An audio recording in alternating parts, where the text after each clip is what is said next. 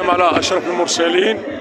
تحيه لجريده طاكسي بريس اللي دائما كتبقى معنا تالاخر، لان كتنقل هموم ديال قطاع سياره الاجور والنقل بصفه عامه. فاللقاء ديالهم كما لاحظتم منذ البدايه انه كان لقاء اولا اجتماع المكاتب التنفيذيه من اجل مناقشه مشاكل القطاع، بدءا بالدوريه 336 اللي خاصه بالولوج للسياقه المهنيه، مرورا بالدوريه 444 الخاصه بالولوج للاستغلال، وقوفا عند الدوريه 750 اللي عندنا فيها اختلاف وعندنا فيها واحد المعارضه في بعض البنود فيها.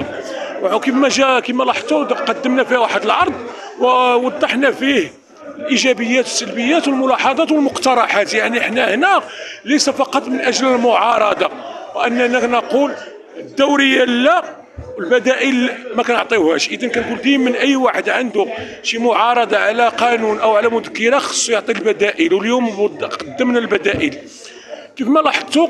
زائد النقطه اللي هي بحال الجمر هي المحروقات، غلاء المحروقات. كان نقاش مسؤول، كان هناك من يقول اننا خصنا نخرجوا في الاضراب ديال 21، هناك يقول اضراب اخر، بل كان نقاش مسؤول وكنا غير ملزمين باي تاريخ احنا لا نشارك فيه. وبالتالي في الاخير خرج القرار مراسله السيد رئيس الحكومه اعطاء مهله 15 يوم الى ما كانش الجواب ديال الحوار، لان الحوار ثم الحوار ثم الحوار، وهذا هو المبدا ديالنا ثم الشارع.